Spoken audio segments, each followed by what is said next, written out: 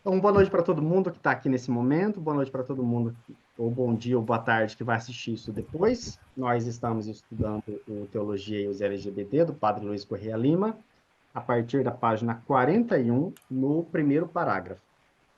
Na página 41.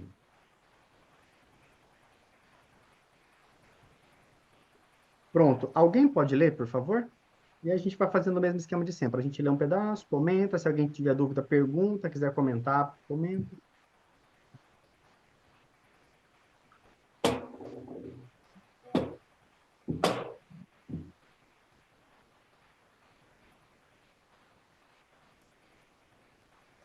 Algum voluntário?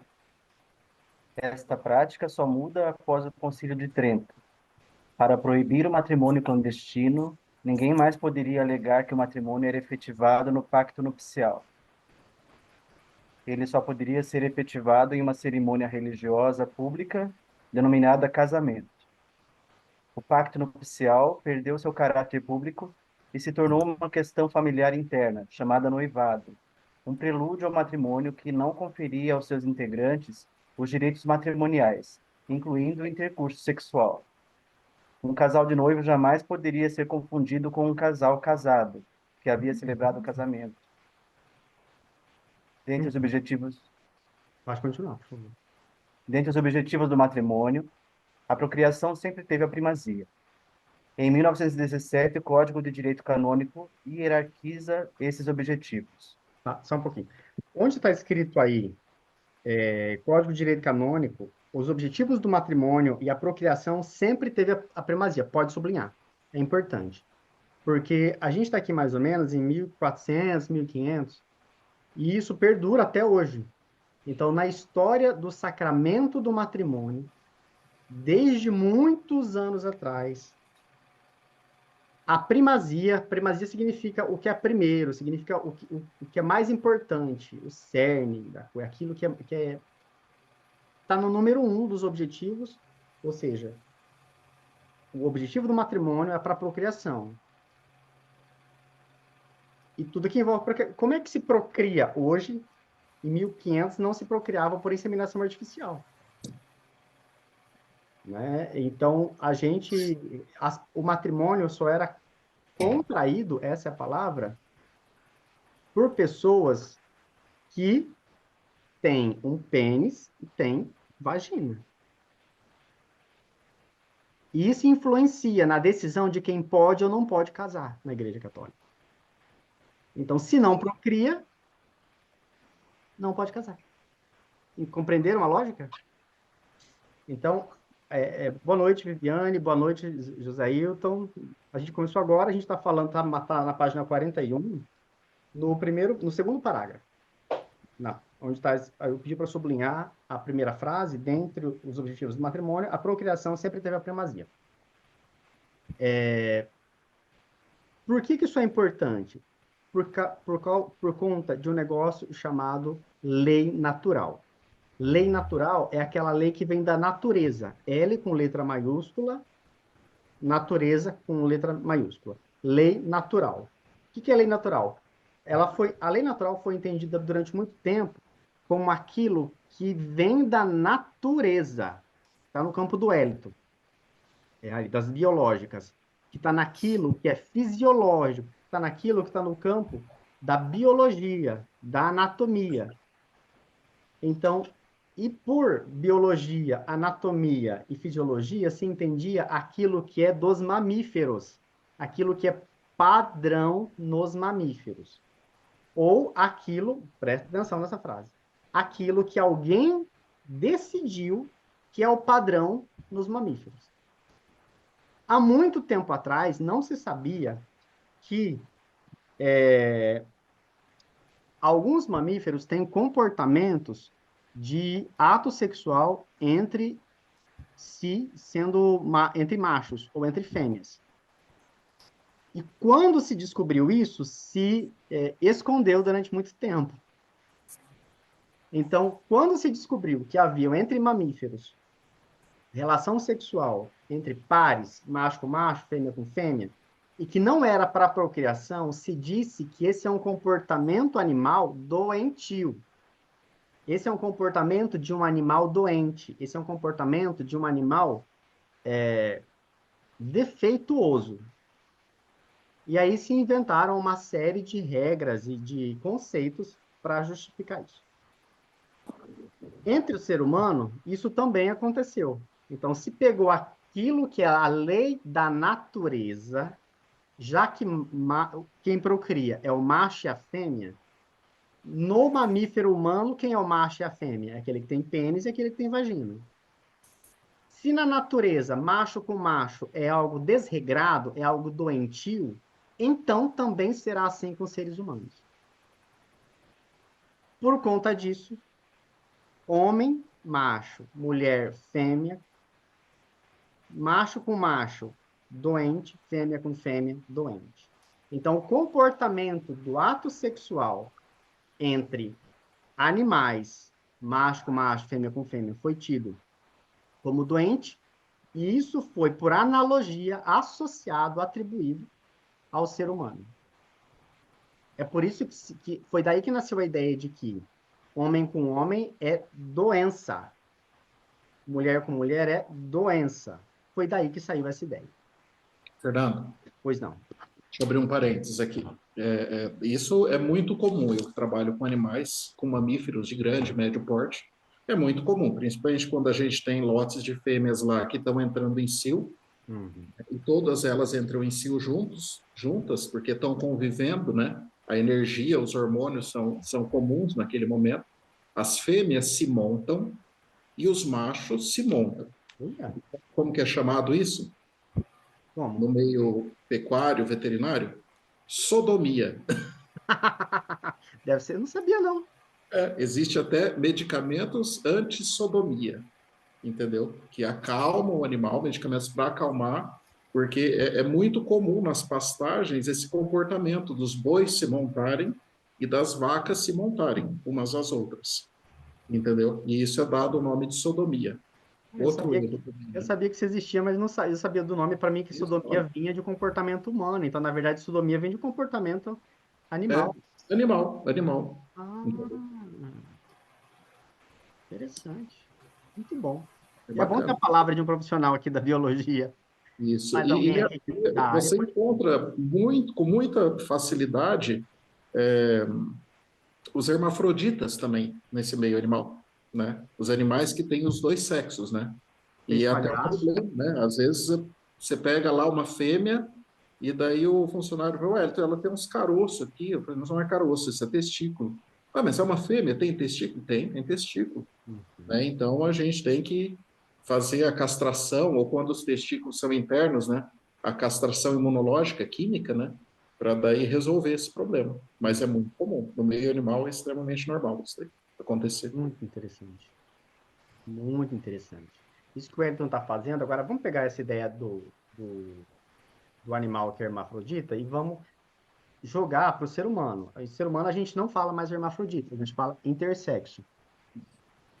Até muito tempo, a pessoa intersexo, ela passava obrigatoriamente por uma decisão médica de cortar o micropênis ou Uhum. de costurar a microvagina.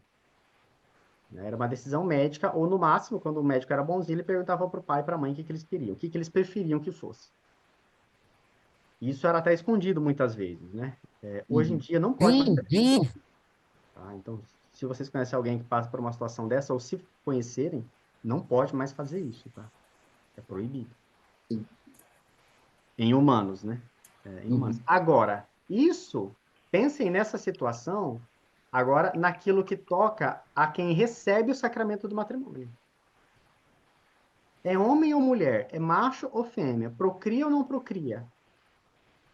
Onde é que está a lei natural aqui? Então, isso vira um problema bioético. E aí a gente precisa se perguntar: é da ordem da igreja responder a problemas bioéticos? A Igreja Católica tem competência para responder a problemas anatômicos, fisiológicos, biológicos, bioéticos?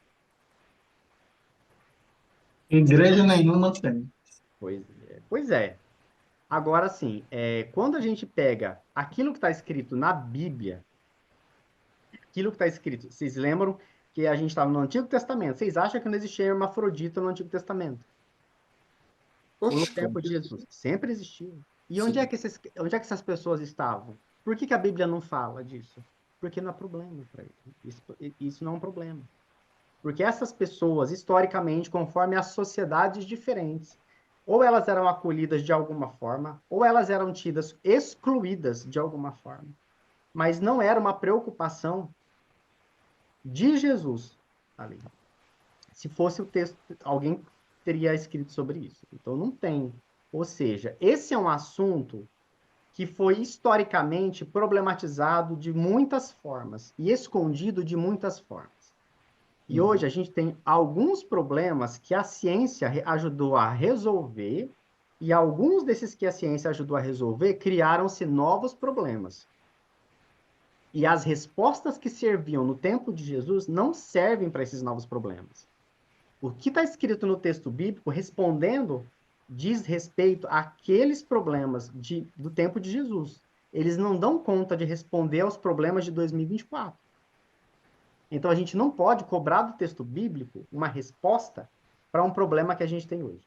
Ah, mas a palavra de Deus é infinita. Sim, ela é infinita e ela dá para a gente capacidade no macro, mas no micro a gente tem que interpretar. A gente precisa do auxílio da ciência, das ciências, para interpretar essas coisas. Então, a teologia do matrimônio, a teologia do sacramento do batismo, as orientações a respeito de casamento, de como chama? De formação familiar, não, tem um nome específico. Planejamento familiar, tem outro nome, de prevenção e formas de prevenção de procriação ou não, são problemas recentes. Né? Então, o texto bíblico não tinha esse problema, não tinha essa situação, era tratada de outra forma. Mas hoje a gente tem isso. Só que isso respinga na liturgia, isso respinga nos sacramentos, isso respinga na vida pastoral das nossas paróquias, das nossas pessoas, das pessoas que estão na nossa família, inclusive. Em alguns de nós aqui que somos LGBT. Ou em outros que têm filhos, ou terão sogro, sogra, nora. Então, essa frase aqui é muito importante. Na página 41, dentre os objetivos do matrimônio, a procriação sempre teve a primazia. Sublinha ela, que ela é importante. Então, primeira coisa, sacramento do matrimônio tem que procriar. Não procriou, não tem matrimônio. Agora a gente vai ver como é que isso se desenvolve com o tempo. Tá? Por favor, pode continuar, Eduardo. Em 1917, o Código de Direito Canônico hierarquiza esses objetivos. O fim primário do matrimônio é a procriação e a educação da prole. Seu fim secundário é a assistência mútua e o remédio para a concupiscência. Beleza, pode parar. Ó, sublinha aí. O fim primário é a procriação e educação da prole. Prole, filhos. É um nome bonito. O segundo objetivo do matrimônio, a assistência mútua, quer dizer, um ajudar o outro, é a ideia de completude, é a ideia de que um se encaixa no outro. E remédio para a concupiscência. Vocês sabem o que é a concupiscência? Safadeza. Tesão. É um nome para falar daquele negócio assim, a gente tá com os hormônios, tudo lá, fica com essa palavra bonita, concupiscência. O dia que vocês quiserem estiver numa reunião assim, falar assim, eu tô muito concupiscente. Eu gostei dessa palavra, vou fazer uso dela. O dia que vocês verem algum amigo ou amiga que tá daqueles dias, pode falar assim, você tá muito concupiscente. Beleza, então, fim primário, procriação e educação da prole, segunda, remédio para concupiscência. Gente, olha só, olha essa expressão, é o que está no cano do Código de Direito Canônico. Remédio. Quem precisa de remédio é quem? Doente. Tá doente. A concupiscência é doença? O tesão, sentir tesão é doente? Quem Em sente... mim não, mas quem quiser se sentir doente, fique à vontade, né? Pois é. Só que é isso que o cânon, é isso que o Código de Direito Canônico está dizendo. Eu Você estou se me pergunta... lembrando, Pode falar. Pois não, Francisco. eu li um livro recentemente, no Armário do Vaticano, não sei se você já leu. Metade. Eu não tive estômago. Eu li todinho. Ele fala justamente na Congregação para a Doutrina da Fé, formada 90% por gays, que legislam sobre os gays puramente com a hipocrisia, né? Eles proíbem nos outros o que eles fazem dentro das quatro paredes. Aí eu fico pensando, as pessoas que ficam criando isso, essas dificuldades, essas leis, realmente são doentes, sabe? Tem algum problema, alguma dificuldade, alguma. Não sei. Eles gostam de taxar os outros como doentes, mas no final das contas, os doentes são eles mesmos. Vá, continua aí. Possível. É possível.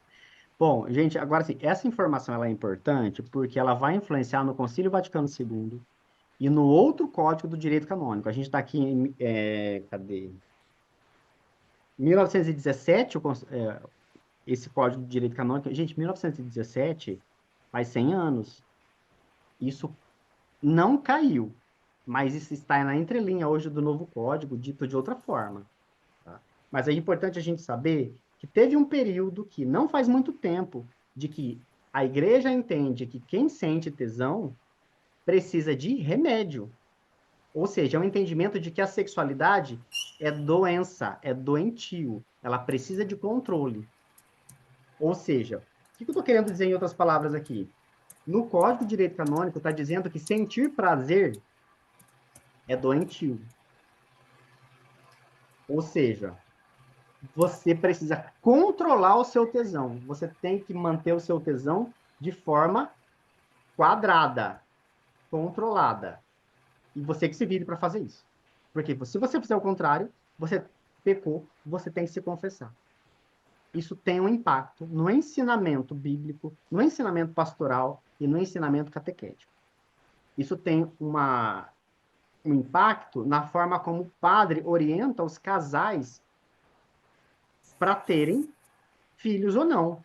Por exemplo, você já deve ter visto em filmes, tinha uma novela que tinha isso, eu não vou me lembrar o nome agora, que as pessoas faziam relação sexual com um buraco, por um buraco no lençol. Já viram isso em filme? É. Então, eu me lembro que a minha avó falava essas coisas, né? E a minha avó morreu não faz muito tempo, né? Eu acho que ainda tem gente no Brasil que faz isso. Então, sentir essas coisas entra na forma de pecado, é algo que precisa de remédio porque é considerado doença. Pode continuar, por favor, leitor. Mas aos poucos se introduz uma compreensão personalizada do matrimônio, expressa nesta encíclica do Pio XI. Essa mútua formação interior dos cônjuges, com assídua aplicação em se aperfeiçoarem reciprocamente, pode dizer-se com toda a verdade como ensina o catecismo romano, que é causa primária e razão de ser do matrimônio, não se considerando já por matrimônio, no sentido mais restrito, a instituição destinada à legítima procriação e educação dos filhos, mas, no sentido mais amplo, a comunidade, o uso e a sociedade de toda a vida. Olha que bonito o avanço que tem aqui. Está falando sobre o sacramento do matrimônio. Na página 41 ali, onde começa isso. Essa mútua formação interior dos cônjuges, a mútua formação, há uma união dos cônjuges. Olha que bonito. A união dos cônjuges com a assídua aplicação e aperfeiçoamento, é, a, com a assídua aplicação em se aperfeiçoarem reciprocamente, em crescerem juntos, quer dizer, a união e a constância do casal, pode-se dizer com toda a verdade, como ensina o catecismo, que é a causa primária e a razão de ser do matrimônio. Olha só, tem um Papa dizendo, em encíclica do Pio XI, que quando o casal se une E quando o casal cresce junto, é a causa primeira e a razão do matrimônio. Ou seja, tem um Papa dizendo, depois do Concílio de Trento, que o objetivo primário do matrimônio não é a procriação de filhos, é a união e o crescimento do casal. Gente, isso aqui é um, assim, ó, foi uma pólvora, porque é uma brecha muito grande para uma reinterpretação do Código de Direito Canônico e do entendimento de toda a igreja sobre o sacramento, sobre quem pode e sobre quem não pode, sobre quando tem o matrimônio e quando não tem o matrimônio. Não está dizendo que os filhos não são importantes. Em nenhum lugar está escrito isso. Está dizendo que o objetivo primeiro do matrimônio não é ter filho, é fazer com que o casal, aqui diz cônjuge, não diz homem e mulher, é fazer com que o casal se una e cresça junto. Ponto. Então, a primeira revolução que teve foi essa encíclica do Pio XI. Agora não parou nisso, né? Vamos ver para frente como é que isso evolui. Por favor, pode continuar a leitura, ou você ou outra pessoa. Página 42, primeiro parágrafo. Em meados do século XX, os estudos bíblicos avançaram para além do sentido literal das Sagradas Escrituras e terão consequências na teologia e na moral. Pio XII ensina que há gêneros literários na Bíblia. O que os autores sagrados exprimem não é tão claro como nos escritores do nosso tempo, diz o Papa. O seu significado não se pode determinar só pelas regras da gramática e da filologia, mas também pelo contexto mais amplo dos tempos antigos do Oriente. O intérprete atual deve se servir da história, da arqueologia, da etnologia e das outras ciências para examinar e distinguir claramente que gêneros literários empregaram de fato os escritores daquelas épocas remotas. Com o justo conceito da inspiração bíblica, não se deve estranhar que nos autores sagrados, como também em seus contemporâneos, encontre-se certos modos de expor e contar certas particularidades idiomáticas, especialmente das línguas semíticas, certas expressões aproximativas ou hiperbólicas, talvez paradoxais, que servem para gravar as coisas mais firmemente na memória. Nenhum dos modos de falar dos antigos, especialmente entre os orientais, é incompatível com as Sagradas Escrituras, uma vez que o gênero adotado não repugna a santidade e verdade de Deus. Beleza. Então, nesse parágrafo aqui está dizendo o seguinte: no começo do século XX, saiu um negócio chamado hermenêutica. Essa palavra não está escrita aí, mas quer dizer isso. Que é uma forma de interpretar o texto bíblico que não é literal. Porque até antes do século XX, até o século XIX, as pessoas liam o texto bíblico ipsis literi. Então, está escrito que assim, amar a Deus é amar a Deus. Está escrito que Salmo 103, versículo 1, Deus não existe, diz o ímpio. Só que, se eu pegar só a ipsis literi, Deus não existe. E está na Bíblia. E no século XX começou, com Levi Strauss, é um grande filósofo, a ideia de que algumas palavras significam mais de uma coisa ao mesmo tempo. E que elas carregam a forma de ler do escritor do texto bíblico.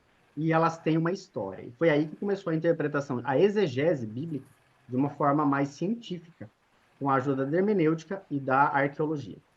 Ou seja, gente, isso aqui é recente. Foi ontem. Mas esse capítulo só foi isso. Por favor, pode continuar a leitura do parágrafo seguinte.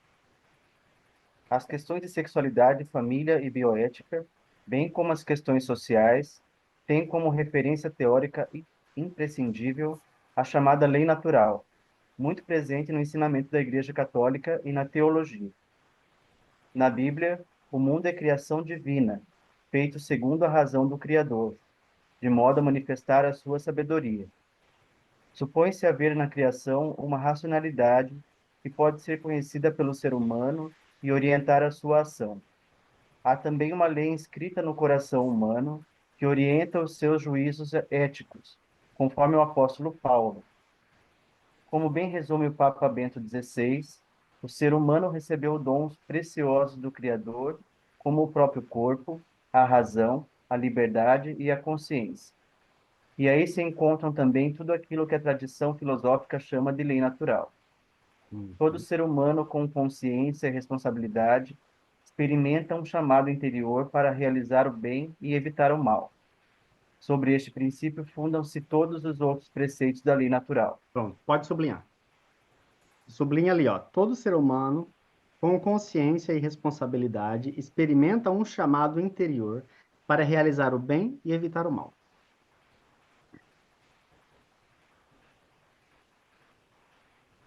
Sobre esse princípio, fundam-se todos os outros preceitos da lei natural. Então, no fundo, no final, o que é a lei natural? É ser quem você é. É ser aquilo que você pode ser com aquilo que você tem. Tenho 2 olhos, então vejo. Tenho 2 mãos, então trabalho. Tenho um pé, vou usar o pé que eu tenho. Então, vou usar da minha biologia, vou usar da minha fisiologia, vou usar de tudo aquilo que eu tenho, que é da minha natureza humana. Agora vamos entrar outros problemas, né? Que é, espera aí, eu tenho 2 mãos, mas eu posso pegar essa caneta aqui e eu posso pegar essa caneta para escrever, mas eu posso pegar essa caneta aqui e enfiar bem no olho, deixa eu ver de quem, no olho da Michelle. É lei natural. Eu estou usando a mão que eu tenho. O que que faz eu não fazer isso? Porque aí vem a ideia, a coisa, né? O fato de eu poder fazer isso não significa que eu vá fazer. Porque, segundo a lei natural, eu tenho uma tendência a ser bom. Porque eu vim de Deus e Deus é bom.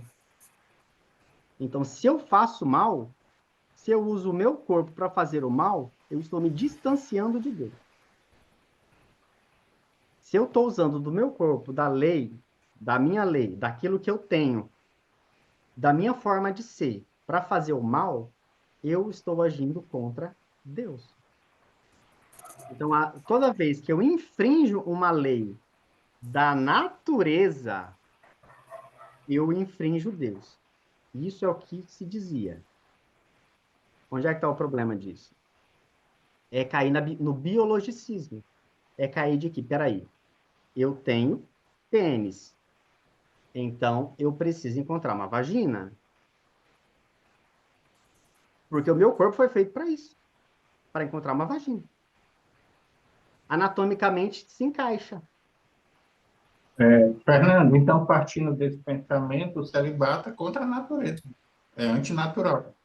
A pessoa não foi feita para não ter relações É, sexuais, a pessoa foi feita para ter relações sexuais. ela foi. Então, um paradoxo hipócrita de querer fazer Mas o julgamento. no Eu concordo entendimento. com isso, então isso está bem. Eu não concordo com aquilo, então aquilo eu arranjo uma explicação, dou um jeitinho, uma reviravolta, Pois é. não é? Mas o celibato, ele tem a ver com você escolher não se casar. Eu acho que você está falando da castidade. Talvez eu tenha trocado aí. Então, o celibato tem a ver com o não casar. Só que, assim, quando o celibato foi criado, mais ou menos em 1200, quer dizer, que foi oficializado que algumas pessoas poderiam decidir não casar-se porque não ter relação sexual é não ceder à concupiscência. Então, não ter relação sexual é alguém que se aproxima mais de Deus. Então, isso é visto de uma forma boa antigamente, de uma forma elevada. Lembra quando a gente estudou que os monastérios, os monges, eram muito bem vistos porque controlar a sexualidade era uma forma de controlar aquilo que há de mal em mim. E se eu controlo o mal em mim, isso me aproxima de Deus. Se a concupiscência, sentir tesão, é ruim, é feio, é sujo, então se eu não ceder a isso, isso é elevado. Eu estou elevando a minha alma e aprisionando o meu corpo. E eu tenho que castigar o meu corpo porque a concupiscência é pecaminosa. Aí, nesse sentido, o celibato faz sentido. Eu não estou dizendo que está correto, eu estou defendendo, apresentando o pensamento antigo, Francival. Você compreendeu? Mas a sua pergunta ela é muito importante no século XX, no Vaticano II. Foi que alguém perguntou: peraí, o corpo humano pode viver sem sexo? Tem pessoas que não fazem sexo e não são loucas? E o sexo pode ser feito sem ser para procriar. Então, será que vale mesmo? Será que manter o celibato é tão importante assim mesmo? Ou é só mais uma forma de viver? Não tem nada de demais nisso. O Vaticano II vai começar a questionar isso, Francival, que você trouxe aí. Nessa época, ainda era muito forte a hipervalorização do celibato, né, da castidade. Pode continuar lendo, por favor. A escuta da palavra de Deus leva, em primeiro lugar, a prezar a exigência de viver segundo essa lei inscrita no coração. E Jesus Cristo, Logos, ou Verbo encarnado, dá aos homens a nova lei, o Evangelho, que assume e realiza de modo sublime a lei natural. Esta nova lei confere aos homens a participação na vida divina, por meio da graça e a capacidade de superar o egoísmo. Beleza. Pode sublinhar ali, olha. E Jesus Cristo, o Logos, o Verbo encarnado, dá aos homens a nova lei. Então, a lei natural, ela é falada, ela é entendida como privilegiada no Antigo Testamento. O Novo Testamento, Jesus imprime uma nova lei, que é a lei da graça. Não é a lei da natureza. É a lei da graça com G maiúsculo, da graça divina. É a lei de Deus. É o entendimento segundo o Espírito Santo. E como é que a gente sabe disso? A partir daquilo que está nas Escrituras. Então, aquilo que Jesus fala, aquilo que sai da boca de Jesus, tem mais valor do que a lei natural. Então, quem é o modelo de lei natural? Quem é a natureza perfeita? Jesus. Quem é o modelo de homem perfeito? Jesus. Quem é o modelo de mulher perfeita? Nossa Senhora. E aí, quem não se parece com Jesus ou com Nossa Senhora está em pecado. Aí começam essas coisas. Mas Jesus não casou. Nossa Senhora não casou. Nossa Senhora ficou virgem o tempo todo. E aí? Como é que fica a lei natural? Como é que fica o matrimônio? Como é que fica a perfeição cristã? Fica com o matrimônio, com o sexo? Fica parecido com Jesus? Quem casa é menos importante do que aquele que não casa? Quem é virgem é mais importante do que aquela pessoa que já não é mais virgem? Problemas que o texto bíblico não fala, não resolve. É um problema posterior nosso. Só que isso influencia na forma de quem casa e quem não casa. Se tem mais valor ou se não tem menos valor. Pode continuar, por favor. Os preceitos da lei natural, portanto, têm que ser compatíveis com a revelação divina, pois ambas provêm do mesmo Deus Criador e Redentor. Associada à lei natural está a linguagem da criação. Deus, criando e conservando todas as coisas pelo Verbo, oferece aos homens um testemunho permanente de si mesmo na criação. Como no centro da revelação divina está o mistério de Cristo, é preciso reconhecer que a própria criação também constitui parte essencial de uma sinfonia de diversas vozes na qual o Verbo único se exprime. Beleza. A, Vamos parar aqui, por favor. A gente vai pular para o parágrafo seguinte, porque isso aqui só vai explicar a mesma coisa. Por favor. Agora, o parágrafo seguinte. a lei natural é como a nascente de onde brotam os direitos humanos fundamentais e os imperativos éticos. Ela é o baluarte contra o arbítrio do poder e os enganos da manipulação ideológica. Os cientistas têm uma contribuição importante a dar. Pronto, só um pouquinho. Pode sublinhar aquela primeira frase ali, ó. A lei natural é como o sol nascente de onde brotam os direitos humanos fundamentais, os imperativos éticos. Isso, essa frase ela é muito importante, ela é muito bonita, é poética até. Porque direitos humanos fundamentais. Então, pensem, por favor, direitos nos direitos humanos, com D maiúsculo e H maiúsculo, direitos universais. Eles são baseados, eles têm o seu princípio na lei natural, na lei da natureza, na lei daquilo que a gente olha como vida. Por exemplo, a, a, nós não vivemos essa época, eu acho que nenhum de nós, mas quando começou a discussão sobre inseminação artificial, qual era o problema que se falava no dia? Que não é da natureza. Não é da natureza. Como é que você vai pegar um óvulo, aí você vai pegar um caninho assim, aí você vai colocar lá no óvulo aqui. Não é um pênis e uma vagina, é artificial. Deus não vai colocar uma alma ali. A gente não pensa essas coisas, né? Mas eram coisas que se discutia. Se eu juntar um óvulo separado dentro de um tubo de ensaio e um espermatozoide dentro de um caninho bem fininho, microscópico, e inserir um espermatozoide ou um grupo de espermatozoides dentro de um óvulo, não foi Deus que fez.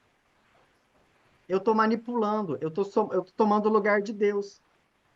Eu sou capaz de botar uma alma ali?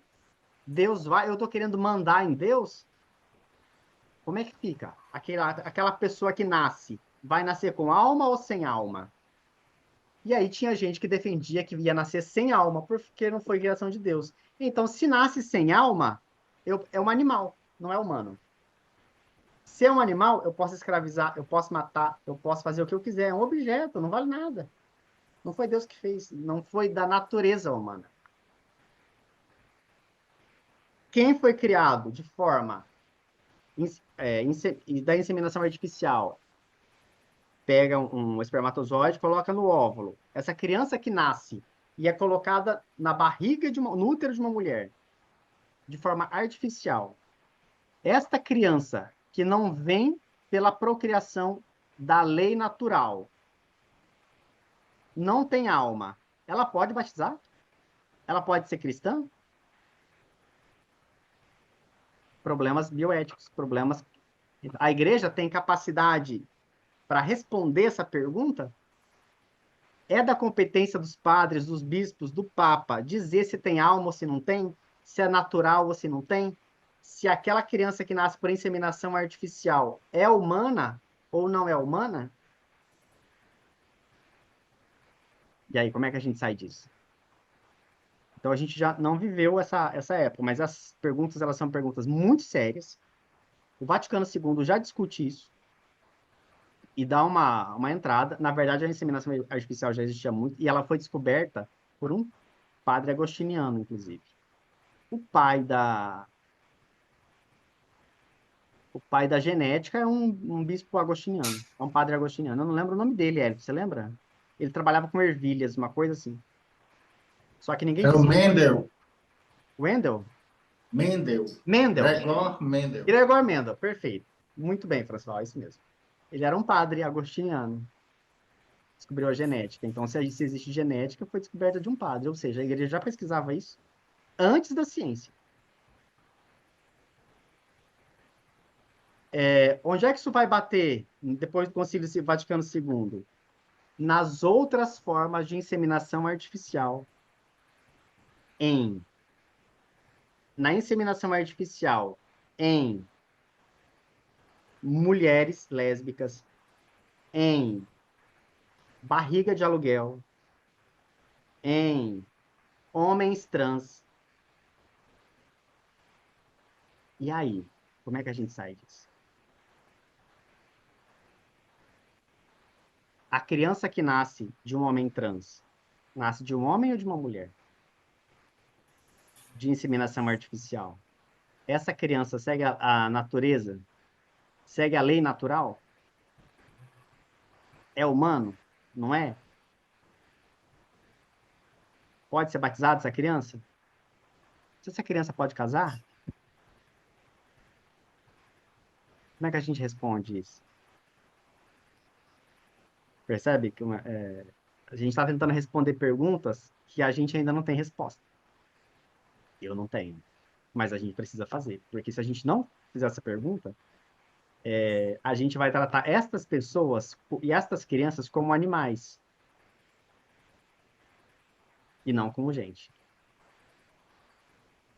Alguém aqui está escandalizado, está triste?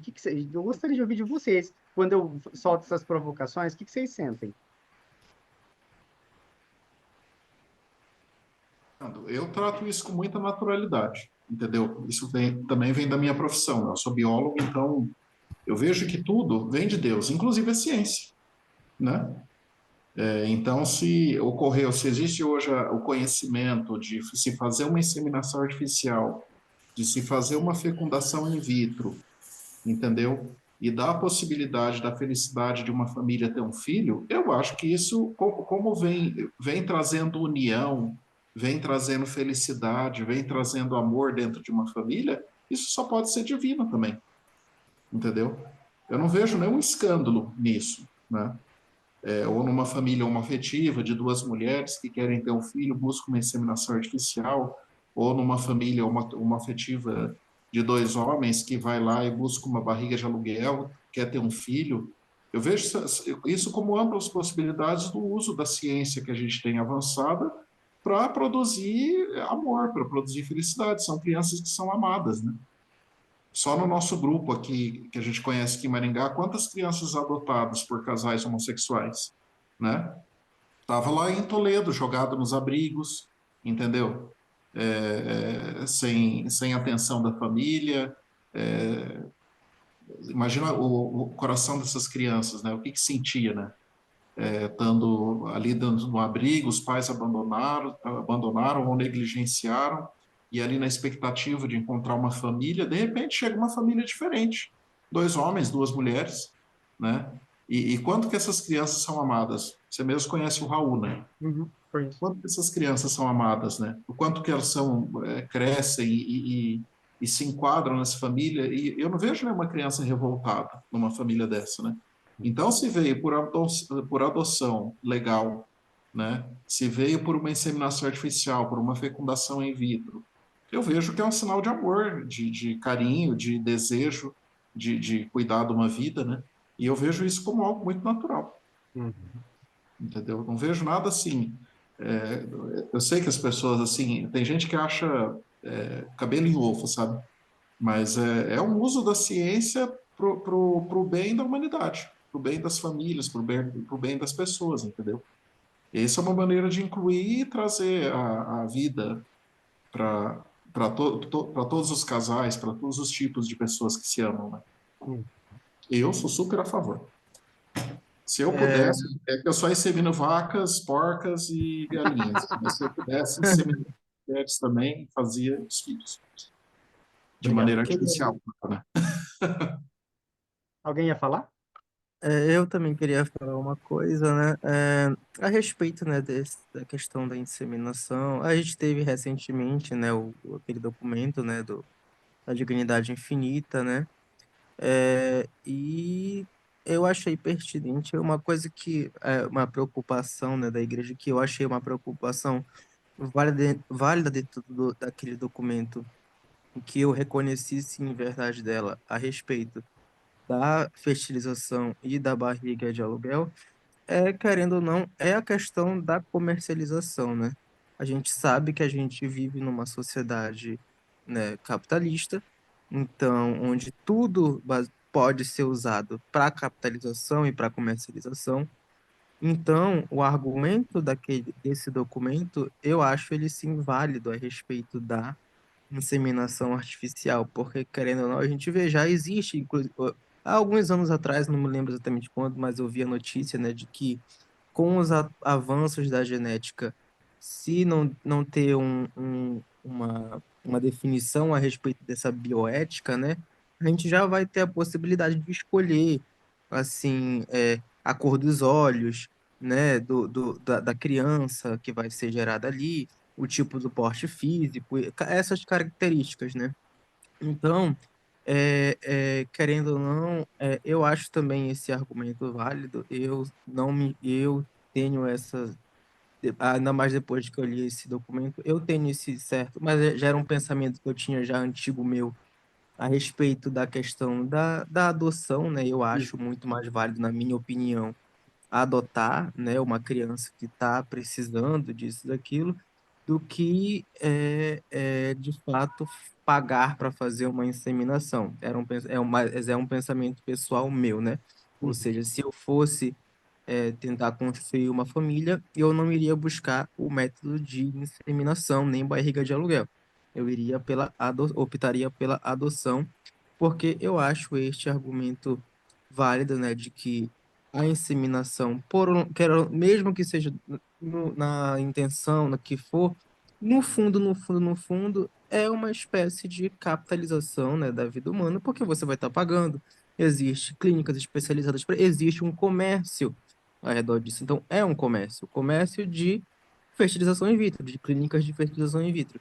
A mesma coisa a barriga de aluguel. A gente sabe que existem países por aí, né, países mais pobres, mais vulneráveis, no qual casais estrangeiros vão lá apenas para alugar barrigas de aluguel de mulheres. E, querendo ou não, isso eu tiro também desse documento do último, da Dignidade Infinita, que apesar que a gente viu, né, a gente até discutiu já nos outros encontros, as problemáticas que ele traz, né, os pontos que a gente discorda, né, mas também tem essa questão, isso eu já pensava também antes do documento, que é a respeito da dignidade daquela mulher que está sendo usada apenas por né, como se fosse uma cápsula para ter aquele bebê, né? A gente sabe que, querendo ou não, a gravidez ela é um processo que agride muito a mulher, que modifica muito o corpo dela, né? Quem já tem filho aqui no grupo pode dizer isso, né?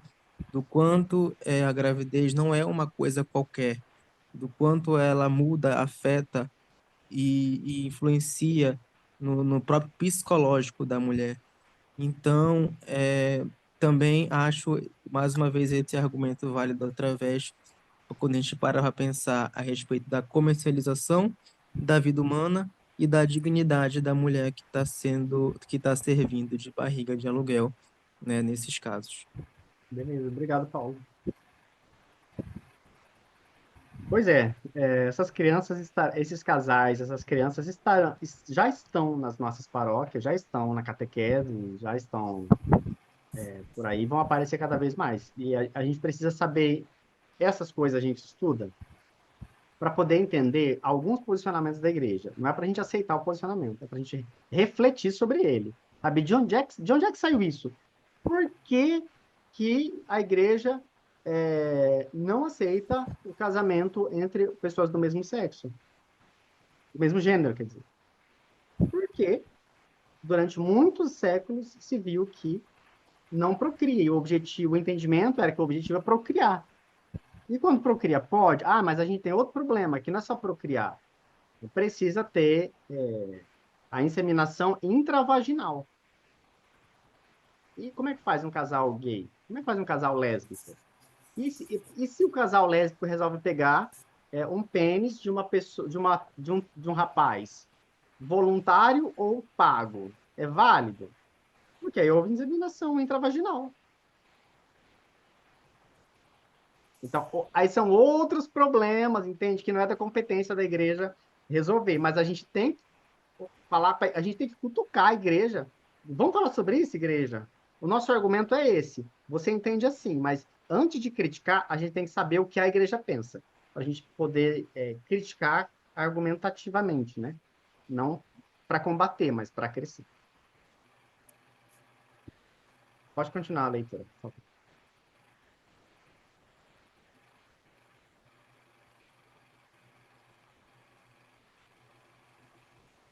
O cientista tem uma contribuição importante a dar. Além da capacidade de domínio sobre a natureza, eles podem ajudar a compreender a responsabilidade do ser humano pelo seu semelhante e pela natureza que lhe é confiada. Assim, é possível desenvolver um diálogo fecundo entre crentes e não crentes, entre filósofos, juristas e homens de ciência. Esse diálogo fecundo também oferece ao legislador um material precioso para a vida pessoal e coletiva. Bento diz A assim, igreja, pode continuar. a igreja reconhece, porém, que a expressão lei natural é fonte de numerosos mal-entendidos atualmente. Sublinha. Sublinha com dois, grifa, coloca uma florzinha. Aqui vai começar a explicação crítica em cima da expressão lei natural. Será que essa lei é mesmo uma lei? Ela é uma norma? E se for uma norma, ela é mutável ou imutável? Essa natureza, ela significa natureza da natureza, dos animais, ou é uma natureza filosófica? É uma outra psicológica? Ou ela é um entendimento jurídico? Ou ela é inventada que pode mudar e desmudar a hora que quiser? Então, vamos ver tudo isso aqui nesse parágrafo. Quem não está acordado, acorda, porque aqui está o encontro de hoje, é o top das galáxias. Vamos lá, pode continuar. Por vezes, designa simplesmente uma submissão resignada às leis físicas e biológicas da natureza. Parou. Olha só. Por vezes, lei natural é entendida somente como é um reducionismo, leis físicas e biológicas. O que é leis físicas e biológicas? Tem pinto, estou falando com adultos, né? Tem pinto, vai sentir tesão por quem tem vagina. Lei biológica, existe? Existe. Mas existem pessoas que têm pinto e não sentem atração por quem tem vagina. Onde é que está a lei? Tem pessoas que têm um micropênis e uma microvagina. E sente atração pelos dois, ou por um só. Como é que faz? Então, lei natural não é somente, vírgula, padrão biológico. Lei natural não é, vírgula, somente, vírgula, padrão fisiológico. Lei natural não é, vírgula, somente, vírgula, lei anatômica. A gente não pode reduzir lei natural à lei biológica, lei fisiológica, lei anatômica. Lei natural é mais do que isso. Pode continuar. Quando o ser humano busca, e com razão, dominar e orientar esses determinismos para o seu bem. Beleza, aqui, ó.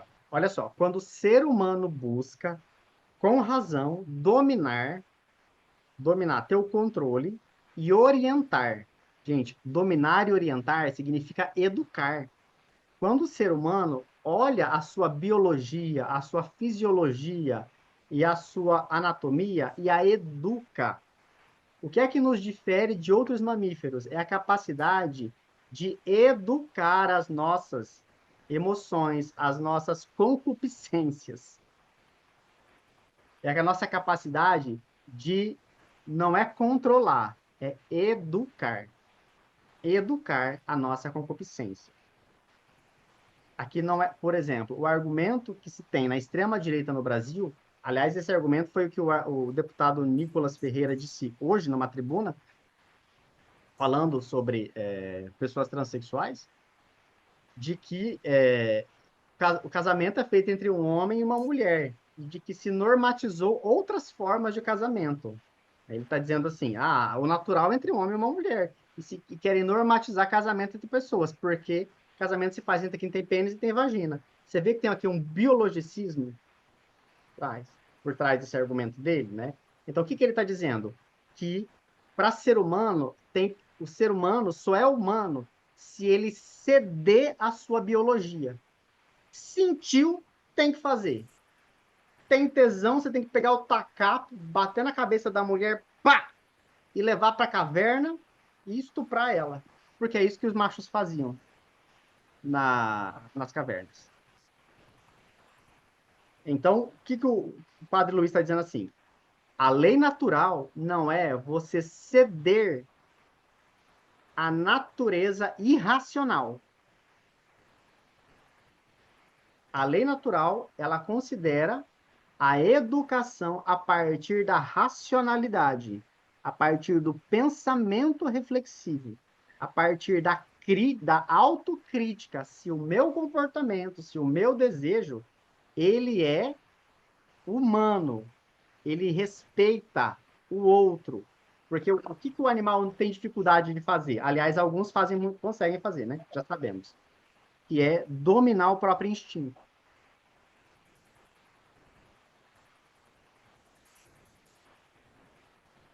Estou errado, Hélio? Você me corrige, pelo amor de Deus. Os animais conseguem, alguns, controlar o instinto. Outros não. Ô, Fernando, é muito natural. Nos plantéis, assim, você percebe o macho em busca da fêmea somente no momento que ela está apta à monta, né? Ou seja, ela está ciclando, ela está ovulando. Uhum. Em outros momentos, ele não se interessa, ele não vai atrás porque sabe que a fêmea não é receptiva, né? Nesse momento. E É, isso daí é uma lei, é uma questão selvagem, né, do animal. Ele estar só receptivo no momento da monta, né? No momento do ciclo. olha só. Acorda, gente, vamos lá. Ó, presta atenção no que eu vou dizer. Isso que o Hélio disse. O macho procura a fêmea quando ela está ovulando, quando sente o cheiro. Vamos pegar esse princípio e vamos jogar para o matrimônio. Se o macho dito, aquele cara, aquela pessoa que tem pinto, tá com concupiscência, tá com pinto duro, ele vai atrás da mulher. A mulher tem que transar com ele, então?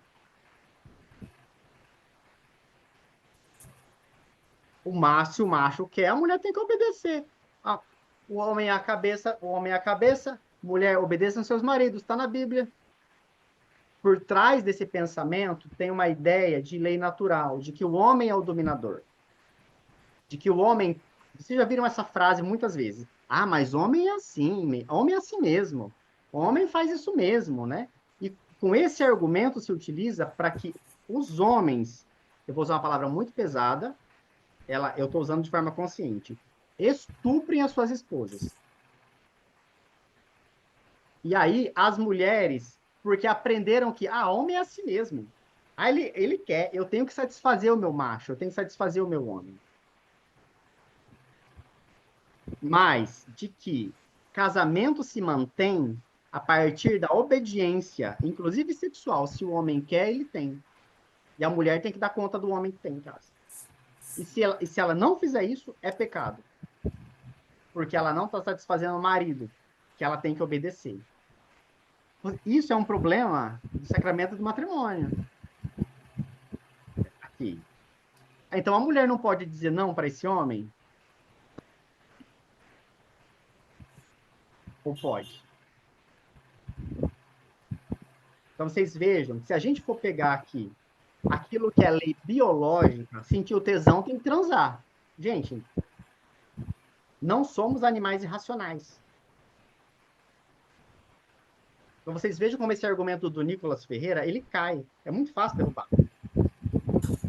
Só que a gente precisa pensar para argumentar essas coisas, entende? Porque quando a gente fala isso, nas nossas paróquias está cheio de gente falando isso.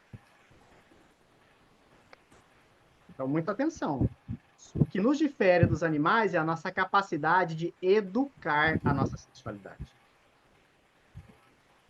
A gente não tem que corresponder obrigatoriamente a tô com tesão, vou transar. Já pensou se todo mundo tivesse com tesão e ia transar? Ia virar uma loucura. Ia transar até com as cachorras da rua. O Hilton riu da risada, né, Hilton? Então, essa discussão é uma discussão de alto nível que a gente está tendo aqui. Que a gente não vê, a lei natural, ela não é determinismo biológico. Escreve no cantinho aí do caderno, do livro. Lei natural não é determinismo biológico.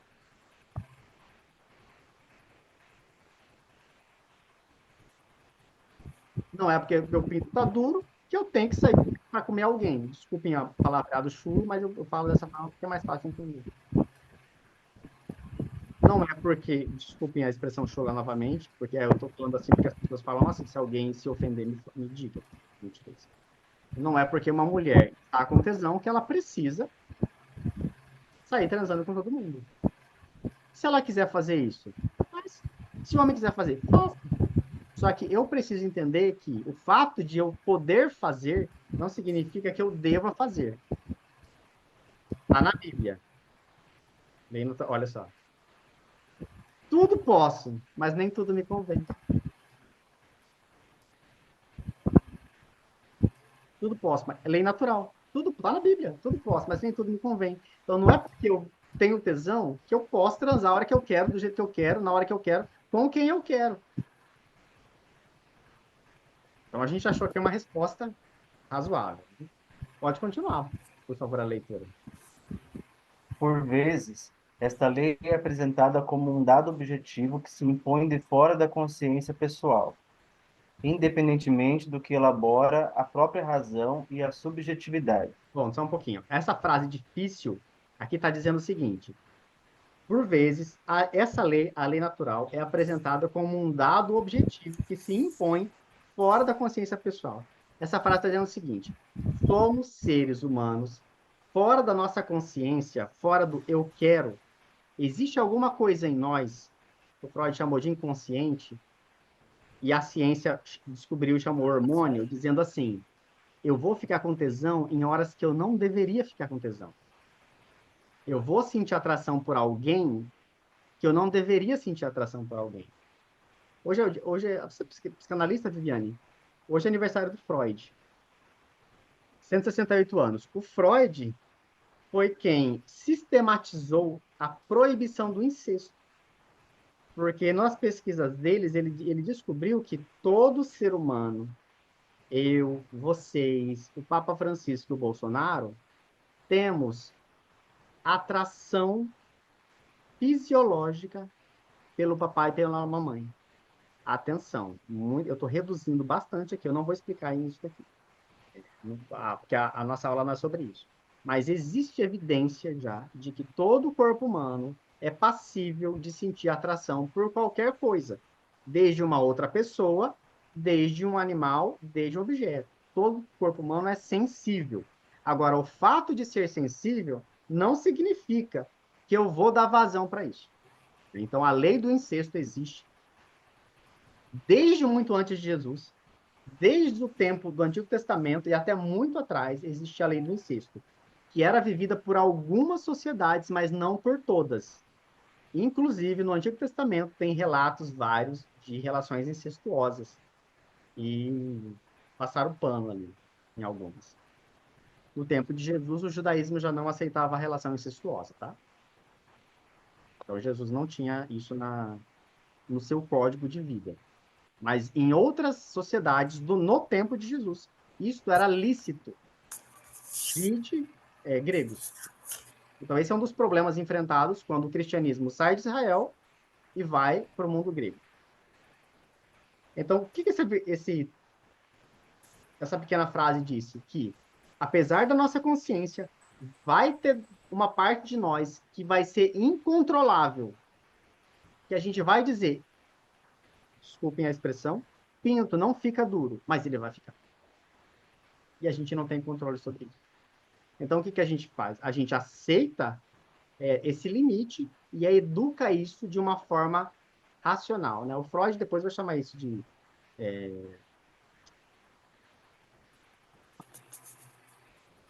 canalização, tem outro nome para isso? Mecanismo de defesa. Mas é possível fazer isso. Então, o fato de sentir não é que eu vou fazer, eu preciso educar isso. Então, é humano saber que eu não vou dar conta disso. Presta atenção nessa frase. É humano saber que eu não vou dar conta do meu tesão todas as vezes que eu quiser. Pode continuar, leitor.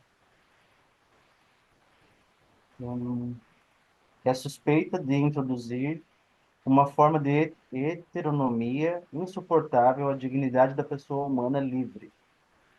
Outras vezes também, ao longo de sua história, A teologia cristã justificou muito facilmente com a lei natural posições antropológicas que em seguida mostraram-se condicionadas pelo contexto histórico e cultural. Beleza, o autor está dizendo assim: teve momentos na história em que foi usado esse negócio, sentiu tesão, você vai transar. Se a maioria das pessoas sente tesão, que a maioria das pessoas tem pênis e sente tesão por quem tem vagina, então esse é o natural. E o que está fora disso é doença. Então isso foi usado como argumento para normatizar, para legalizar aquilo que é civil e aquilo que é religioso, e aquilo que é de Deus ou não é de Deus. Pode continuar. Hoje, convém propor essa doutrina em termos que manifestem melhor a dimensão pessoal e existencial da vida moral. A lei natural não deve ser apresentada como uma lista de preceitos definitivos e imutáveis, ou como um conjunto de regras já constituído que se impõe previamente ao sujeito. Sublinha. A frase inteira. Ui, derrubei o negócio. Fiquei emocionado. Para vocês verem como essa frase é bonita. Ela é linda. Bota uma florzinha, coloca um coraçãozinho. A lei natural não deve ser apresentada como uma lei de preceitos definitivos, ou seja, ela vai mudar. Vocês vejam que desde quando a gente começou esse estudo, o entendimento sobre sexo, sobre sexualidade, sobre casamento, sobre homem, sobre mulher, mudou várias vezes. Então, a lei natural, ela é transitória, ela pode mudar conforme as sociedades. Ou como um conjunto de regras já instituído que se impõe, quer dizer, antes de eu nascer já existe uma série de leis anterior a mim, e isso é verdade. Agora, eu preciso aceitar todas elas? Elas não vão mudar nunca? Eu não posso questionar o estabelecido? Pode continuar a leitura, por favor. Esta lei é o fundamento de uma ética universal, uma fonte de inspiração objetiva para o processo de tomada de decisão do sujeito, que é eminentemente pessoal. Beleza. Então, existe uma ética universal, que, independente das sociedades, alguns valores são universais. O nome disso são direitos humanos universais. Isso foi estabelecido pela ONU em 1948, se eu não me engano. Isso afetou a Igreja Católica, né? Vamos terminar, e aí a gente termina. O último parágrafo, por favor. A tradição moral católica sempre reconheceu dois princípios heurísticos para a descoberta e compreensão de seus próprios conteúdos: a natureza humana, estudada pelos diversos tipos de conhecimento humano, e a palavra de Deus pronunciada na Bíblia, transmitida pela tradição cristã e acolhida pela fé. Pronto. Sublinha aí, por favor. A natureza humana, sublinha, e palavra de Deus. Então, para a tradição católica, a gente avalia o entendimento sobre sexo, sexualidade, matrimônio a partir da natureza humana.